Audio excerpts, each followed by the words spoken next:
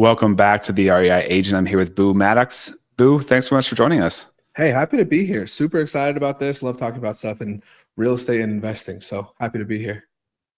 Before we jump into it, can you give us a bird's eye view of kind of what you do and why you're on the show?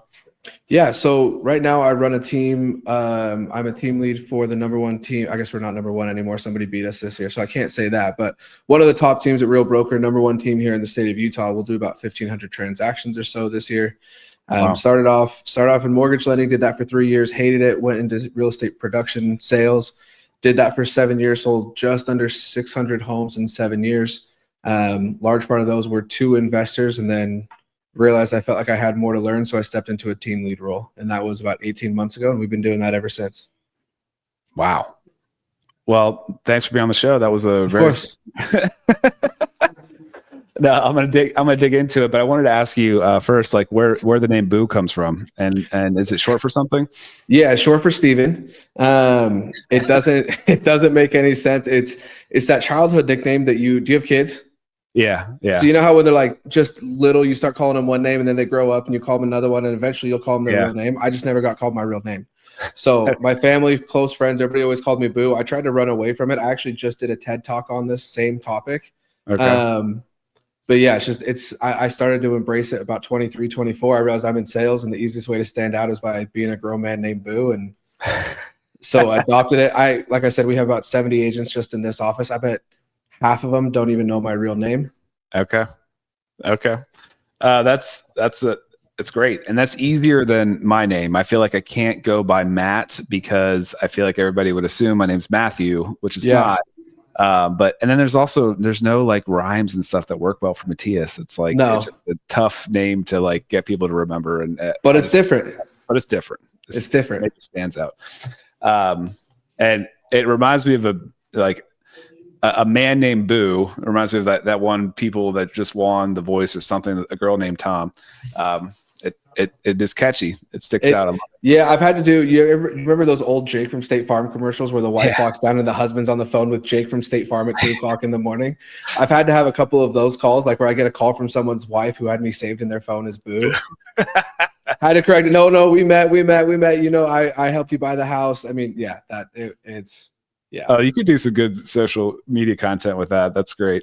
I've been wanting to start a new segment called Boo's Clues, where we dive into the clues of what the real estate market is doing. So that's next up. That's brilliant. I love it. Okay, so you were a mortgage lender. What did you jump into that pretty early on in your career, or did you explore anything else before that? Yeah, so that was really it. My dad runs a home building company here, so I was raised in the industry.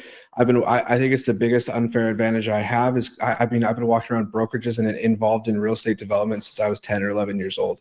Awesome. And so that was like my first. Before that, I was the sign guy for the company. I was the one installing all of the hangman signs. Before that, I was moving model home furniture. So it wasn't my first thing in the industry, but it was the first sales position, I would say, within the industry. And sorry, you probably said it, but remind me again how long you were in that before you moved on. I did that for 3 years. I realized I didn't like the number side. I liked the emotional connection that comes from the selling side. When you're in the mortgage side, it's different, and it just didn't hit quite the same as real estate sales. So I started selling in real estate when I was 20, right after I turned 24. Okay. Cool. Yeah. And did you have immediate success with it? Did it take a little bit to get going? Yeah, I sold. Like I said, I think the unfair advantage I had was I was familiar with a lot of things, how businesses run. That's the biggest advantage I had. So in my first 8 months, I sold 58 homes. Wow. My first full year, I sold 60, then 75. And in 2020, I hit 204 transactions. So wow. Like I said, I don't even know how to say it because the numbers don't sound real, but like the advantage I had was just that head start. Well, I mean, there's more to it than that. I mean, like if you didn't do anything, like if you just sat there and didn't pick up the phone or whatever, you wouldn't have sold those houses. So like, did you hire out to help with transaction coordination? Did you have, what systems were you using like to keep track of 204 people like that? That's not even more than 204 people because those are the only people that closed. Yeah, so I would say, and the way that I look at it now, so I was working for a builder, so my splits were never really better than 60-40.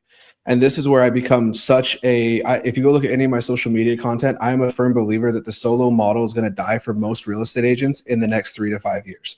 I think you'll still have some exceptions, but I think for the majority of real estate agents, they would be better to operate under a team and not a mom and pop team, not a husband and wife who has too many deals, so they pass it off to a showing assistant. I'm talking a full-fledged team that has all of the resources that a brokerage is supposed to offer.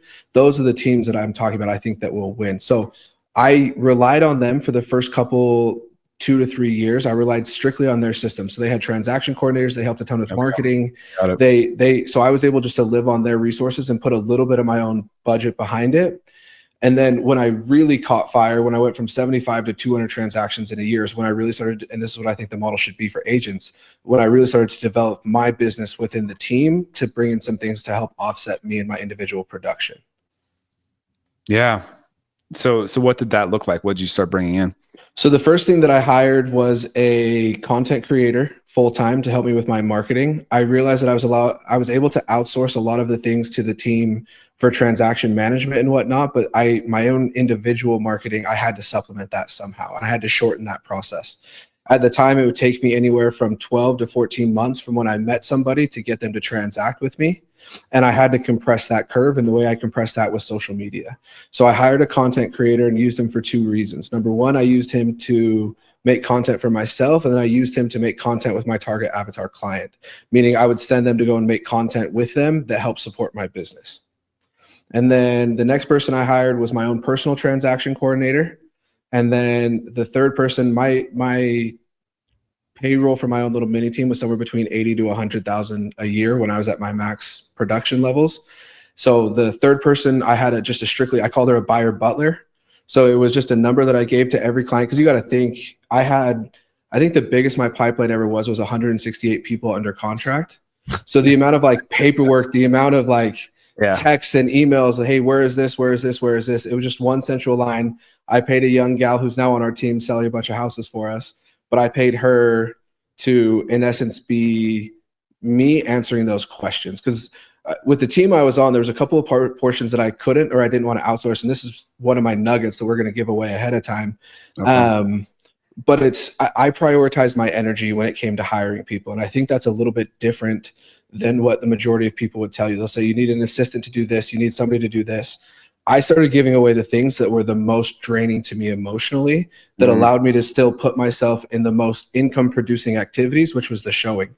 So through all of those transactions, I never once had somebody else go and show houses for me because I felt like I was better and my conversion rate was significantly higher with me showing. So I had to offload some of the other things that I was doing.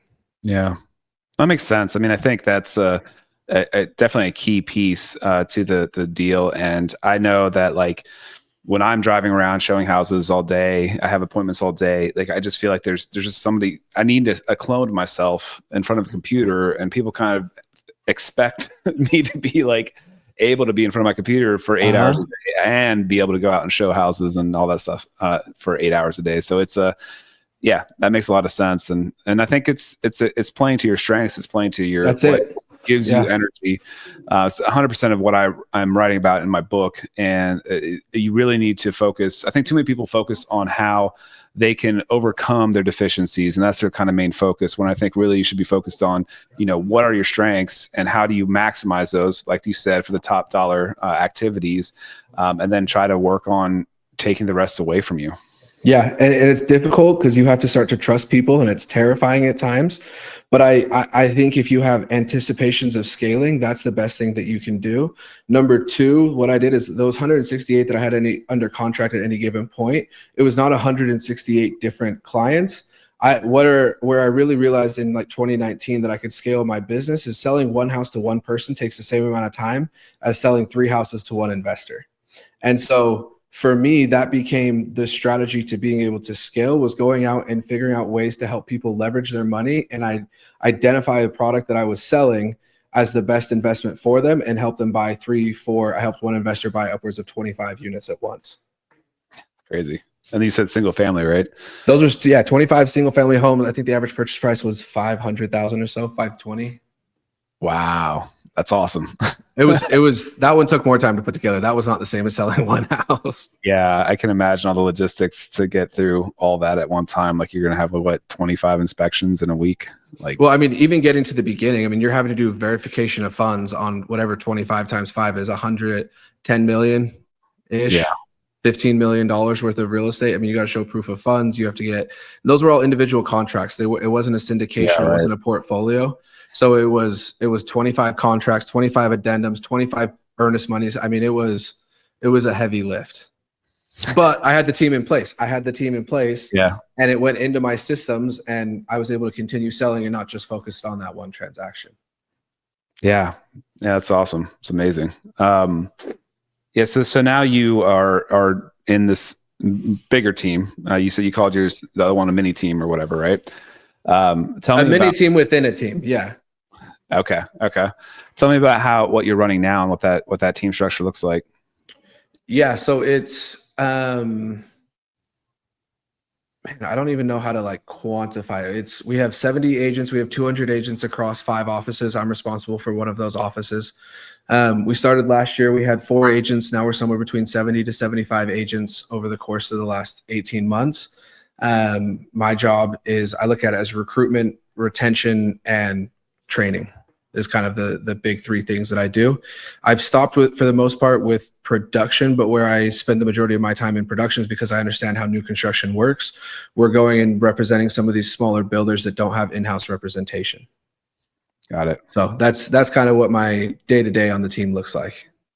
What kind of are you able to customize service to those construction companies to give them like a more tailored, or what's your proposition to them to work with you as opposed to somebody else?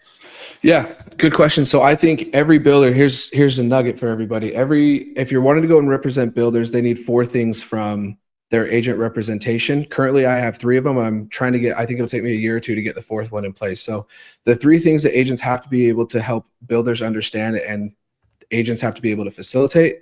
The first one is marketing. So we are a heavy Zillow team and we run our splits accordingly on those Zillow deals. So I have brought my builders in, paid my agents a little bit less for those transactions and taken that extra money and delivered it as a marketing budget to these builders. And so we're able to offer them fat marketing budgets that they don't have the budget for.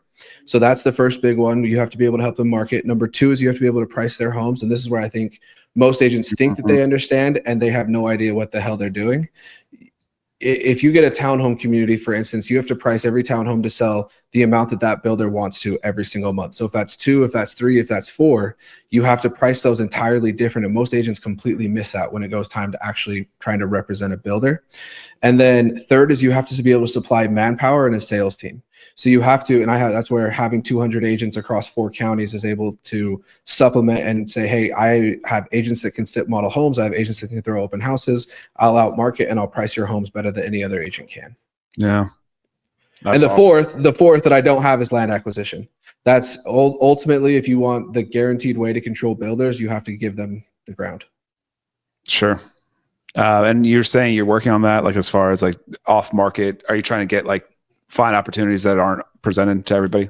Yeah, trying to go and find land sellers that are willing to sell. The demographic for these is very different than what the nationals are building. So a national company, we have D.R. Horton, we have Lennar, we have some of those big ones. What they're looking for is entirely different than what my demographic of builders is looking for. What my builders are looking for is like 2 to maybe 10 acres and maybe 20 to 40 units total. That's my working theory right now is that builders that do about 100 to 150 transactions a year should have their own in-house everything that we just talked about. So up until that's my demographic, 0 to about 150 transactions a year.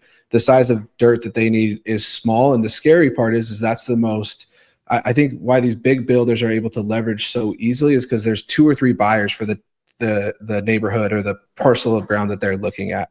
These small builders, there is so much competition. There is so many buyers for it. So I have to be able to bring them the land sellers directly. No, that makes sense. That makes a lot of sense. Going back to your pricing, so obviously if they need to sell immediately, you're more aggressive on the pricing. Is there also like, do you look at it as phases as well? Like do you project like, okay, we're going to start these townhouses at X price. And then at each phase that you provide them, we're gonna bump that up. Is that part of your pricing strategy as well with them? It all depends on the neighborhood. So I have 26 units coming about 20 minutes north of me. For there, we know exactly how many we have to sell every single month, and I also have my average price per unit that I have to hit. The other asterisk, if you want to put it on there, that you have to factor in with pricing too, is pre-solds are selling very differently than completed product is right now. Completed product, you're able to offer a locked-in interest rate, you're able to offer concessions. When something's 7 months out, you can't buy the money the same way that you can on a home that's done in 30 days. And so being able to price those to still move and have that understanding and be able to articulate that. I mean, on top of that, you have lot premiums that you have to factor in. A south-facing home in Utah should not sell for the same price as a north-facing home in Utah if everything else was the exact same. An east-facing home is going to hit differently, a home in a cul-de-sac, a home with views, and most agents don't understand how to do that on a listing, let alone 26 of them to go out and pull lot premiums out. Yeah, that makes sense. And then marketing. You're going through and are you doing social media, paid Facebook, paid Google? What's that look like? Yeah. So for me, what I think the number one winner right now, I think the most undervalued attention that you can be doing is mass outputs of organic content. I think organic content is 100% what is going to win going forward. I think I think people are overpaid advertisements on their social media feed for the most part. We can all tell when something's an ad, we can all tell. So that's the tip of the spear for me, is all organic content. Then after 60 days of posting 1 to 2 times a day for that builder, then we're able to go and look at what videos perform the best for the measurables that we want to see. And then we'll go and do a little bit of ad spend on those after we know that they have worked on organic. And then events, broker relationships, we provide content at all of our broker opens. So I'm able to get 100 to 200 agents come in. I'll create all of the content for them to be posting about this brand new builder. We'll throw a cool party. We'll get 200 pieces of organic content made for that builder, and we'll start pushing them that way. And then landing pages, websites, I mean, as comprehensive. My goal for all of them, I tell them this when I sit down, I have 2 goals with every builder. I want them to fire me at some point, because I help them scale to that point where they should bring in their own in-house team. Mm-hmm. And number 2, I will make them competitive with the nationals on all 3 of those things that I am promising them. I will make them competitive on marketing. I will make them competitive on the manpower that I have sitting in their model homes, their sales force. And I will price your homes as well or better than what the nationals are able to do, because I understand the market better than the nationals. That makes a lot of sense. And then you provide them the dirt to build on. It's why would they go anywhere else? That's the theory. I want a disgusting amount of this market share. There's not one go-to person in the state of Utah that's representing these builders, and I think it should be me. So that's what I started working on now that the team's a little bit more stabilized. Now, have you considered as well getting involved as an investor with any of these developments, or has that ever come up for you as well, or do you want to stay in your lane, stay with the marketing of the properties? Yeah, I think at some point that will make a little bit more sense once I understand, because if you look at the amount of builders that, and I'm trying to figure out how to say this respectfully, but most builders aren't going to make it. Most builders aren't. And so most builders are desperate. They approach it from a desperation mindset. And so some of the projects that we have been interviewed on have not made sense. So I think at some point that will make sense to start investing and taking a portion of it. I think that the land element allows us to do that if we're able to go and purchase the ground, bring it into the builder as the owner of that ground. Yeah. Everything, I built enough so that we can start capturing some of the business. The land piece is how you capture all of the market share. And it allows you to do cool things like that investment side. Yeah, totally. And then you can also look into the, instead of selling, the buy and hold.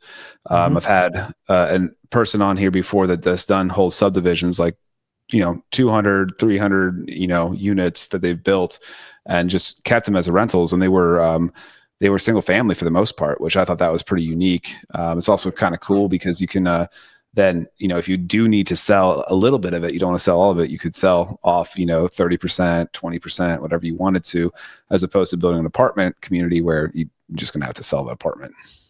Yeah. And I think that's why I haven't invested more. I'm still not quite sure on my retirement strategy. I don't know if it's rental properties. We own rental properties. I don't know if it's owning mass amounts of them yet. I also believe in home ownership. And so like the idea of taking a 200 lot subdivision and keeping it as a rental hurts my heart a little bit. I'm sure if the dollars were right, we can get over that. But I feel like there's enough rentals out there. If I can help get more builders scaled and help more consumers purchase real estate, I think it's only going to get harder as more and more. And I'm guilty of helping them buy 25 homes at once. But as some of these corporations that are coming in, I've seen how they operate. They don't care about the dollars the same way that a first-time home buyer does. They don't care about the same stresses and anxieties. And I think that those are only going to get worse as time goes on. But that's an opinion more than anything. So I mean, there's people that are doing it, and I think it's really, really cool. I think there's some incredible tax savings. I think that the fact that if you do feel like you need to pull capital out, you can pull capital out tax-free with a refinance instead of having to sell it.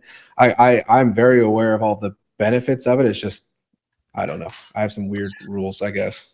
No, it's true. I mean, you do raise a good point. I mean, and I think that there are, I've talked to developers too, and people have thought through like things like where they were building, especially like through 2021, where interest rates were so low. They're putting stuff out there, and it was primarily getting bought up by investors. Yeah. And they're like, this product is also perfect for first-time home buyers. Like, do we put in some sort of rule that has to be the first.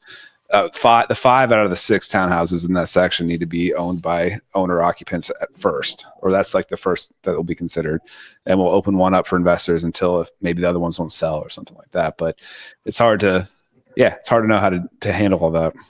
Yeah, and it's a ethics dilemma more than it is like because the dollars definitely pencil. Like if you're looking at it purely from the numbers as an investor, I promise you it pencils. It's just I don't know. I think like I look at my wife and I as like mom and pop investors. We have enough rental properties. Our goal is to be able to give one to each of our kids when they graduate high school that's paid off free and clear. And there's your gift from mom and dad. They're worth $500,000. You can keep it as a cash flowing asset. You can sell it and liquidate and take your money and run. So for me, I think that's probably the most, unless I have a big year financially, I do think that one of the biggest advantages that real estate agents have when it comes to investing in real estate, especially with the old rule coming back of accelerated depreciation. There was 2 years where in my top 2 producing years, I earned 7 figures worth of GCI. And I think in both of those years, I paid under $40,000 in taxes because I was able to do the bonus depreciation and offset a fat tax bill. So I do think that there are still advantages to buying onesie twosies if I have some of those big income years. But I think for the most part, that's the biggest advantage, that and appreciation.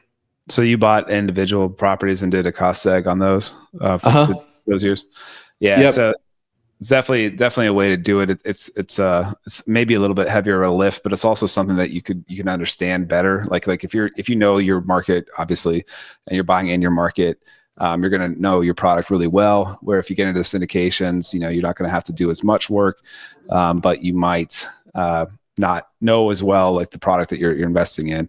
And to your point about the, the differences between home ownership and rentals. Like I think one of the things I do like about parks, mobile home parks, is that it is like you're kind of helping make the bottom of the barrel nicer. Yeah. First of all, like that's like going to be the cheapest place that somebody can live. Often people do own their own, homes and pay the lot rent, but it's not an investment like a single family is obviously. But that demographic, by buying in as a renter, you're not really forcing somebody out as a buyer. Buying in as an investor, yeah, for sure. Yeah, somebody has to own that, and I think. Yeah, I think that those make a ton of sense, but I think where most investors go wrong is there's a million different ways to invest in real estate and they don't identify their play. So the first question I always ask any investor I meet with, are you looking for cash flow or are you looking for appreciation? Very rarely can you buy both in a marketplace. And the reality is if you're looking for a cash flowing asset, my market is the worst market for you.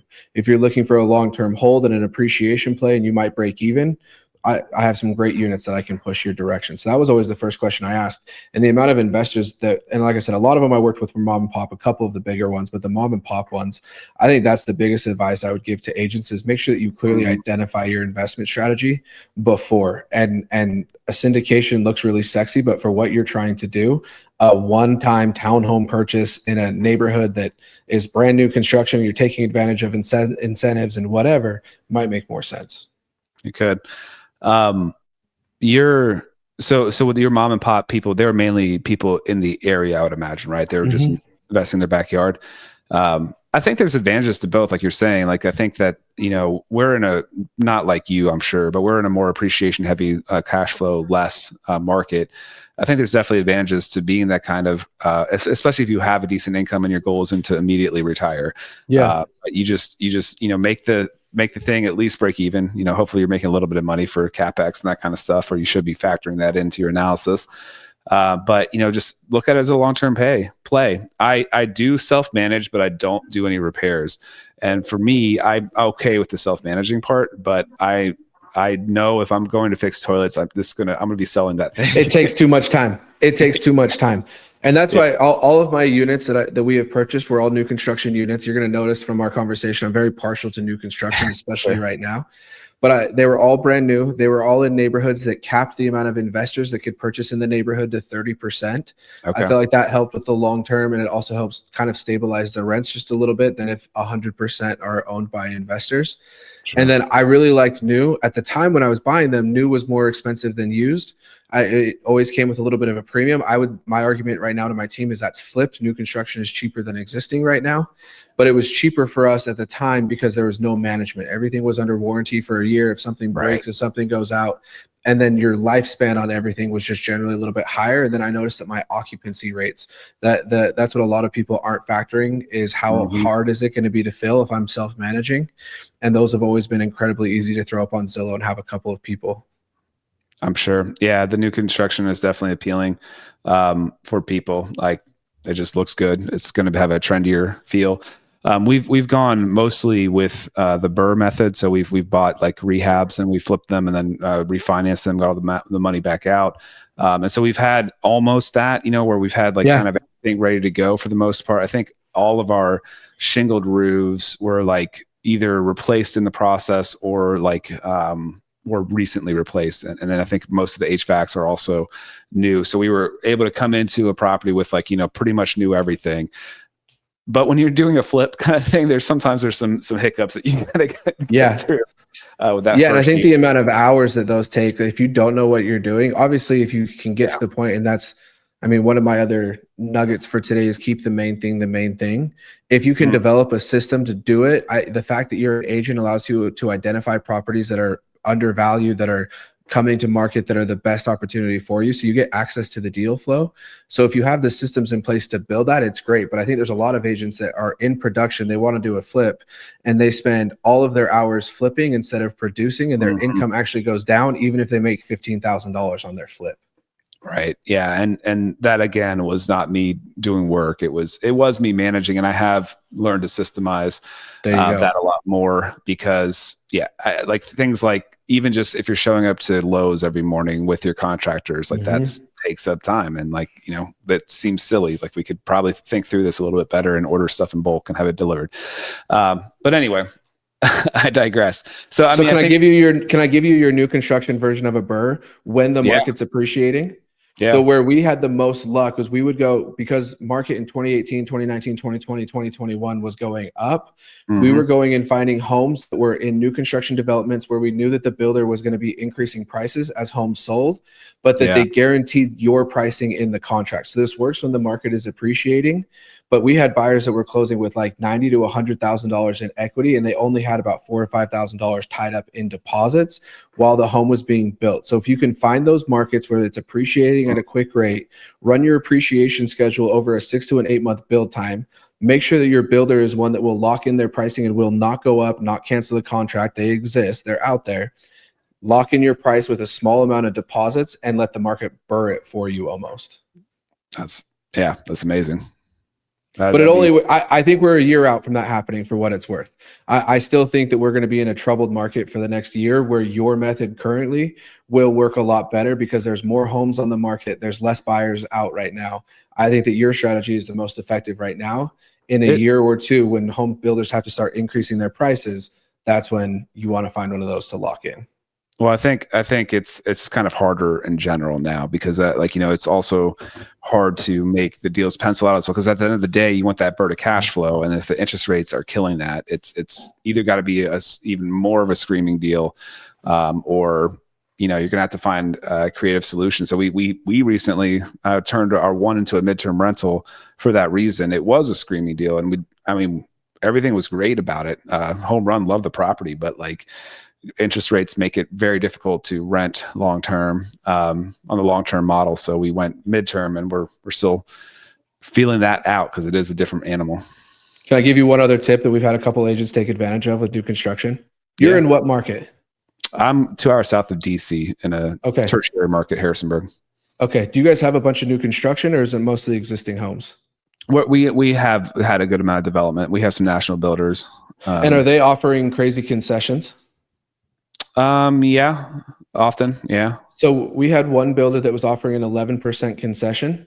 We had a couple of agents and a couple of, mostly agents that went in, they took the 11% plus their 3% commission, and in essence took all of that concession as a down payment, as a commission paid out on the transaction. So it was a 14% payout. And then they were able to bring in a total of about 10% to get it up to 25% down. And that's kind of where we start to cash flow, is 25% down. So they were able to get investment properties for, in essence, 10% in this marketplace. Okay. Yeah. Crazy strategy. And the only way that makes sense is if you plan on taking advantage of the bonus depreciation, because otherwise you just brought 14% of the purchase price in as income. You have to be willing to do the bonus depreciation, do your cost seg, do everything after that first year, or it hurts you. But there's a little tip.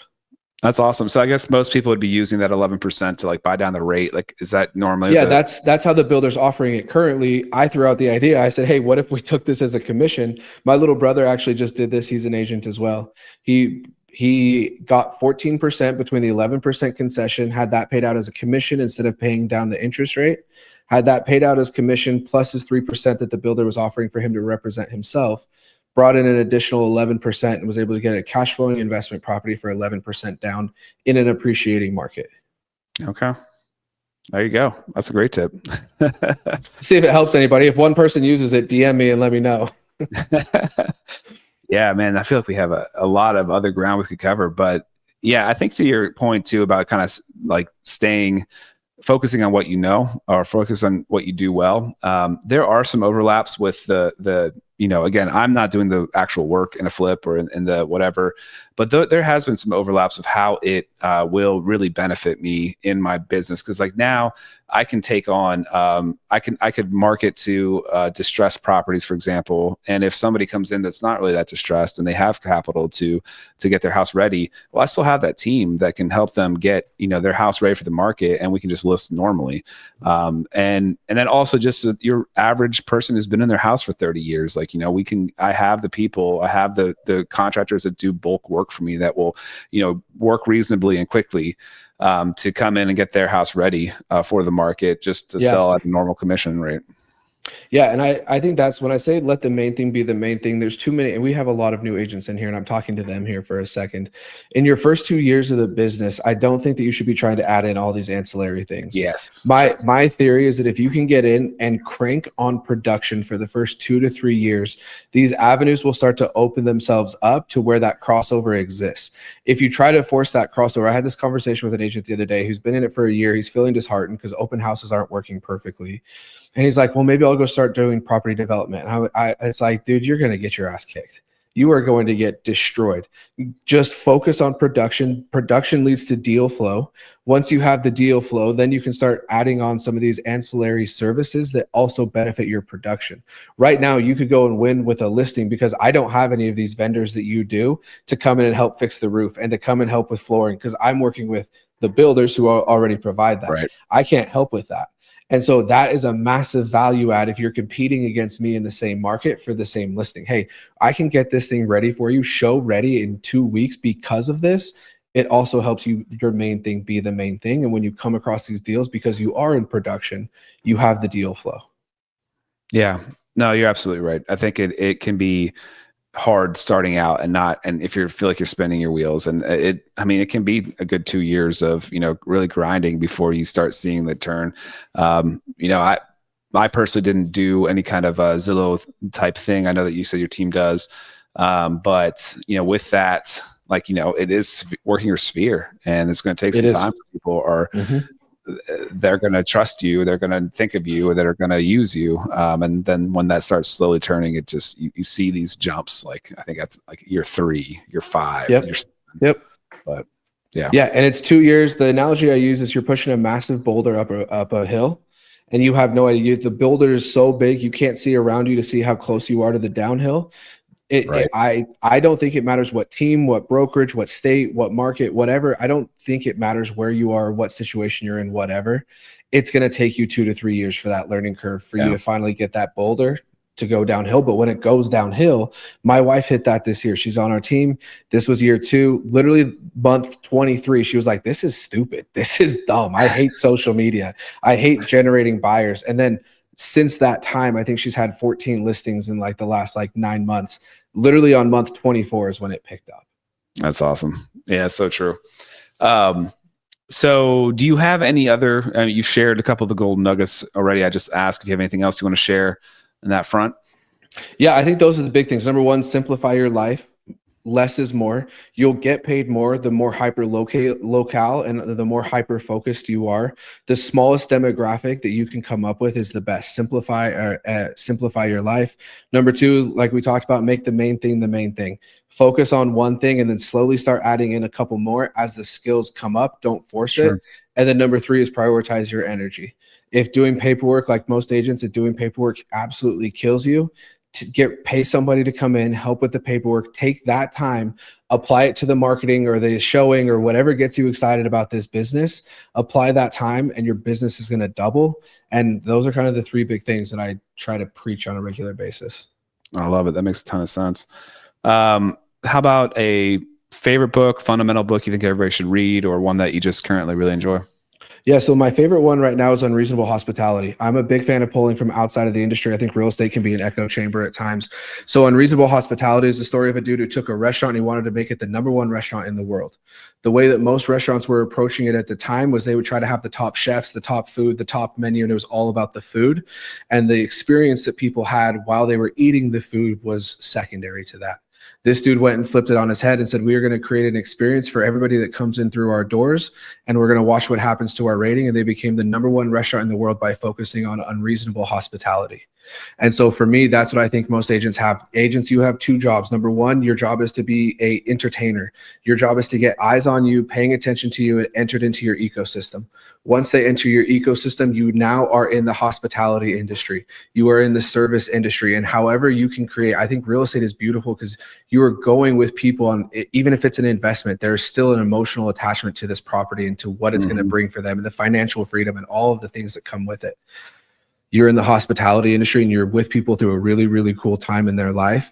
Make it special. It's not a bottle of wine at closing. It's not the same rotational closing gift that you give every single person from the gift shop down the store that's $57. It's creating an unreasonable experience for these people in this transaction. So that's my favorite book right now. I love it. That's great. I think the Disney approach, like if you look at business archetypes, I think the Disney business archetype is a great example of that, and how you can really, focus on the experience of the process being amazing. So, well, I think this is where Apple was one of those for a while. They've fallen from graces, I would say. I got a couple of clips as I do around this time of year when Apple's launching a new product. The way that Steve Jobs announced the MacBook Air. Have you ever seen this? He held up a manila envelope and said the laptop can now fit in this, and he pulled the laptop out. The way he did the iPod Nano, right? You and I are old enough that we can remember what the iPod line was like.